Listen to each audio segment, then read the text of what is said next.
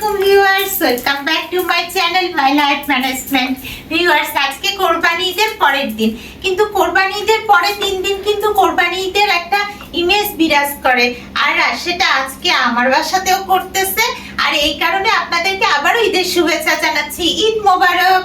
Viewers, আজকে আমি একটা পিঠার আইটেম বানাতে যাচ্ছি। যদিও আপনারা জানেন যে আমি খুব একটা এক্সপার্ট না রান্না বান্নায়, নিজের মনের মতো রান্না করে ফেলি। তো আজকে ভাবছি পাটিসাপটা পিঠা বানাবো। আপনারা তো এই পিঠার নাম নিশ্চয়ই শুনেছেন, আর বড় বড় আপনারা বানাই থাকেন, কিন্তু আমি তো বললাম না আমি এত ভালো পারি না। তো আপনাদেরকে সাথে নিয়ে করি, কোনো ভুল ত্রুটি হলে আপনারা কিন্তু একটু হেল্প করিয়েন। ভিউয়ার্স দেখুন, আসুন আমার রান্নাঘরে। এই যে লিকুইড দুধ বের করে রেখেছি, আর হচ্ছে এই যে কিছু গুঁড়া দুধ রেখেছি। এটার মধ্যে আছে গুঁড়া দুধ, এটার মধ্যে আছে চালের গুঁড়া। আর ওদেরকে তো আমি মিষ্টি খেতে দিই না, কারণ আমি অনেক স্বাস্থ্যসম্মত, আপনারা জানেন। আমি 50 কেজি ওজন কমিয়েছি, স্বাস্থ্যসম্মত তো হবই। ওদেরকে মিষ্টি ছাড়া খাওয়াবো দেখে 0 ক্যালোরি, চিনি দিব না। চিনি ছাড়া খিরসা বানাবো, সেই খিরসা দিয়ে পাটিসাপটা বানাবো। আমার এই যে লিকুইড দুধটা আমি এখন চুলাতে দিয়ে দিব, এটা দিয়ে আমার খিরসা বানানো হবে। আর লিকুইড দুধটা অনেকক্ষণ আগে ডিপ ফ্রিজ থেকে বের করে রেখেছিলাম, একদম গলে গিয়েছে। ও মাই গড, এটা ঢালবো কি করে ভিউয়ার্স? আমার তো ভয় লাগছে, এই পড়ে না যায়। যার কাল্লার রসের মধ্যে সুন্দরভাবে ঢালতে পেরেছি। এই যে আমি পেরেছি। কি যে করব, রান্না বান্না তো জানি না, কিন্তু করতে ইচ্ছা করে, বুঝেছেন? মনে হয় ফ্যামিলিকে একটু করে খাওয়ায়। আমি তো আসলে বিয়ের 12 বছর পরে রান্না বান্না করতেছি। আমি বিয়ের পরে 12 বছর কোনো রান্না বান্না করিই নাই। তো তখন আসলে চাকরি বাকরি করা হতো, আর রান্নার প্রতি আমার ইন্টারেস্ট কম ছিল। কিন্তু এখন আপনাদেরকে সাথে নিয়ে রান্না করতে আমার অনেক ভালো লাগে। এখন এই যে 0 ক্যালোরি বক্সটা নিয়ে যাচ্ছি। 0 ক্যালোরি বক্সটা রাখলাম, এখান থেকে বের করে নিব, দিয়ে যে কাঁচি দিয়ে কাটবো আর কি। ভিউয়ার্স, এখানে 0 ক্যালোরি কয়টা দিব বলেন তো? খিরসাতে কিন্তু অনেকগুলো লাগে। 1টা 2টা 3টা 4টা 5টা 6টা 11 12 13 14 15 16 17 18 19 20। ভিউয়ার্স, 20টা আছে, আমার মনে হয় 20টাতে হয়ে যাবে। তো আমি এখানে 20টা 0 ক্যালোরি দিয়ে দিই। বেশি দিয়ে দিচ্ছি না তো, আপনারা কিন্তু ভুল ধরিয়ে দিবেন। আচ্ছা ভিউয়ার্স, এই যে দেখুন, আমি এখন একটা একটা করে কেটে কেটে দিয়ে দিব। আমার কাটাকাটি শুরু হয়ে গেছে। এই যে দিয়ে দিচ্ছি। ও হ্যাঁ, এই যে দুধটা যে নাড়বো, চামচটাই বের করি নাই। আসলে আপনাদের সাথে কথা বলতে গেলে আমি এত এক্সাইটমেন্টে থাকি যে চামচ যে বের করবো দুধ নাড়ার জন্য, সেটাও ভুলে গিয়েছি। তো চামচ আমার মাথার উপরই ছিল, বের করে নিলাম। এখন এটা কেটে কেটে দিচ্ছি। ভিউয়ার্স, 0 ক্যাল সব কেটে দেওয়া হয়ে গেছে। ভিউয়ার্স, বক্স ফাঁকা করে ফেলেছি। এই যে দেখেন, বক্স ফাঁকা। না অসুবিধা নাই, আমার আরেকটা বক্স ভরা আছে। তো এখন এই যে গুঁড়া দুধটা একটু দিয়ে দিব, দিলে খিরসাটা একটু ঘন হবে। তো আমি একটু গুঁড়া দুধ দিয়ে দিই। ভিউয়ার্স, এই যে দিয়ে দিচ্ছি। কতটুকু দিব? 3 চামচ দিই, তাতেই হয়ে যাবে, কারণ আমি তো খুব বেশি খিরসা বানাচ্ছি না, অল্প কয়েকটা পাটিসাপটা বানাবো। শুধু আমার বাসাতে আমার ছেলে আবার মিষ্টি জাতীয় আইটেম অত খায় না, আমার বাবা খাবে, আর হচ্ছে আমার হাজবেন্ড। আমি যে চালের গুঁড়া নিয়ে এই বাটির মধ্যে কিছুটা ঢেলেছি, আর একটু দিব আর কি। তারপরে আমার খিরসাটা বানাবো। এটা আমি একটু পানির মধ্যে গুলাই নিচ্ছি এটাকে। এখন পানির মধ্যে গুলিয়ে নিচ্ছি আমার চালের গুঁড়া। আর ওদিকে তো আমার দুধটা হয়ে গেছে, লো হিটে রেখেছি, হয়ে গেছে। তো এখন আমি এটাকে দুধের মধ্যে দিয়ে দিচ্ছি। ভিউয়ার্স, এই যে গরম দুধের মধ্যে দিয়ে দিলাম। এখন আমার খিরসাটা ইনশাল্লাহ হয়ে যাবে। আমার খিরসা হয়ে গেছে। ভিউয়ার্স দেখুন, একদম ফুটতেছে দুধটা। এই যে দেখুন, ঘন হয়ে আসছে। এখন এটা দিয়ে পাটিসাপটা বানালে ভালো হবে, মানে মজা তো হবেই। তবে আমি তো বলেছি আমি পাটিসাপটা ভালো বানাতে পারি না, বানাতে গিয়ে দেখবেন কত রকম কাণ্ড করি।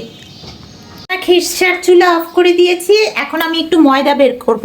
এই যে ভিউয়ার্স, এখানে ময়দার প্যাকেট একটা আছে, আর একটা আমার বক্সে আছে। এই বক্স থেকে ময়দা নিব। আমি কিন্তু চালের গুঁড়া দিয়ে রুটিটা বানাই না, আমি বানাই ময়দা, গুঁড়া দুধ, আর হচ্ছে ডিমের সাদা অংশ। একটু ফ্রিজ থেকে ডিম বের করার জন্য চলে আসলাম। ভাবতেছেন এই আবার কেমন পাটিসাপটা, ডিমের সাদা অংশ দিয়ে বানাবে? হ্যাঁ ভিউয়ার্স, আমি ডিমের সাদা অংশ দিয়েই পাটিসাপটা বানাই। কেমন করে বানাই চলুন দেখাই। ও হ্যাঁ, আপনাদেরকে তো বলেছি আমার সব রান্না বান্নাই হচ্ছে অদ্ভুত ধরনের। ভিউয়ার্স, এই যে ময়দার প্যাকেট তো বের করেছি, এখন ময়দাটা আমি দিয়ে দিই। হ্যাঁ, কিছুটা ময়দা দিয়ে দিব। এই যে কিছুটা ময়দা দিয়ে দিলাম। তারপরে কি দিব জানেন? ডিমের সাদা অংশটা পরে দিচ্ছি, আগে গুঁড়া দুধটা দিয়ে দিই। গুঁড়া দুধটা এর সাথে আমি মিক্স করে দিব। ময়দার পরিমাণটা বেশি, গুঁড়া দুধটা কম পরিমাণে দিলাম। এখন ডিমের সাদা অংশটা আমি একটু প্রসেস করি। আমি আবার ডিমের সাদা অংশটা আলাদা করতে পারি না জানেন, করতে গেলেই ঝামেলা হয়। এই যে দেখুন আমি কিভাবে আলাদা করতেছি। এই যে ডিমটা কাটলাম, জানি না হবে কিনা। হয়ে যাও হয়ে যাও, এই ডিমের সাদা অংশটাও এই এই হয়ে যাও, তাড়াতাড়ি ভালোভাবে হয়ে যাও। হয়েছে মাশাআল্লাহ। এই যে ময়দা আর দুধের মধ্যে দিয়ে দিলাম। এখন এর সাথে একটু সামান্য পানি মিক্স করবো। এই যে দেখুন গুলিয়ে ফেলেছি, জানি না কেমন পিঠা হবে, তো গুলিয়ে রেডি করে ফেললাম। এখন আমি ফ্রাই প্যানটা বসিয়ে দিব। এই যে ফ্রাই প্যান বসিয়ে দিচ্ছি, সরিষার তেল এই যে বের করে নিলাম, একটু জাস্ট উপর দিয়ে দিয়ে দিচ্ছি। পিঠাটা এখন কেমন হয় সেটাই হচ্ছে দেখার পালা। তেলটা গরম হয়ে আসুক, আর একটু দিক, নাহলে আবার পিঠা লেগে যাবে। আপনাদের সামনে আবার আমার মান সম্মানটা চলে যাবে। এত কষ্ট করে পাটিসাপটা বানাচ্ছি, মানে কষ্ট করে না, শখ করে। তো দিয়ে দিচ্ছি ভিউয়ার্স, এই যে এই যে এই যে এই যে এই যে এই যে দিয়ে দিলাম। ভিউয়ার্স, খুব একটা গোল করতে পারি নাই, তবে যতটুকু করেছি করেছি। এখন এর মধ্যে আমি এই যে একটু খিরসা দিয়ে দিচ্ছি। খিরসা দিয়ে এখন আমি পাটিসাপটাটা উল্টিয়ে দিব। হ্যাঁ, আমার পাটিসাপটা বানানোর একটা স্পেশাল চামচ রয়েছে, তবে এটা খুব স্পেশাল বলতে পারবেন না, কারণ এটা আপনারা খুব ভালো মতো ইউজ করেন। আমি কিন্তু খিরসা একটু বেশি করে দিব ভিউয়ার্স, না হলে কিন্তু ভালো হবে না। এই যে দেখেন আমি বেশি করে খিরসা দিচ্ছি, ভিতরে বেশি করে খিরসা দিচ্ছি, কারণ আমার পিঠাটা মজা না হলেও যাতে যে খাবে সে যাতে বলে যে মজা হয়েছে। তো আমি এই যে মোটামুটি আপনাদের সামনে আমার মানির জোরটা কিছুটা রক্ষা পেল। তো এখন আমি পাটিসাপটাটা তুলে নিই। এই যে ভিউয়ার্স, পাটিসাপটার সাইজ যাই হোক, একটা পাটিসাপটা আমি বানাই ফেললাম। ডিমের সাদা অংশ দিয়ে আপনারা কে কে পাটিসাপটা বানান আমাকে একটু জানাবেন। আমার মনে হয় আমি ছাড়া কেউই বানায় না। আমি কেন বানাই জানেন? এটা আমি ডিসকভার করেছি। ভিউয়ার্স, এখন সেকেন্ড পিঠাটা বানাতে যাচ্ছি। এই যে দিয়ে দিলাম, আমার রুটিটা হয়ে যাক। অনেকে পাটিসাপটা খুব পাতলা পাতলা করে করে, মানে ছোট ছোট। আমি আবার অত ছোট পারি না, পারি তো না, যা করতেছি সেটাই তো অনেক। এই যে খিরসা বেশি করে দিচ্ছি।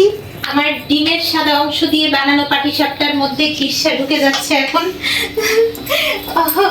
এখন এটা উল্টাতে গিয়ে ভিউয়ার্স আমার অনেক টাফ হয়ে যায়, বুঝছেন? আমি তো এত এক্সপার্ট না, এই কারণে মানে উল্টাতে গেলে আমার ঝামেলাটা বাজে। তুলে নিলাম ভিউয়ার্স। এই যে আমার দুটো পিঠা হয়ে গেল। ভিউয়ার্স, আমি যে রুটিটা বানাচ্ছি না, এটার মধ্যেও কিন্তু আমি একটু 0 ক্যালোরি দিয়েছি যাতে মিষ্টি হয়। তো আমি আর একটা পিঠা বানানোর অ্যাটেম্পট নিয়ে নিলাম। এই যে এখন আমার আর একটা পিঠা হচ্ছে বানানো। এই যে এখন বেশি করে খিরসা দিয়ে দিব। বেশি করে খিরসা দিলে নিশ্চয়ই আমার পিঠাটা যে খাবে সে বলবে ভালো হয়েছে, বাকি খুঁতগুলো আর ধরতে পারবে না, বুঝছেন? আমি এখন পিঠাটাকে উল্টিয়ে দিচ্ছি ভিউয়ার্স। আমার আর একটা পিঠা হয়ে গেল।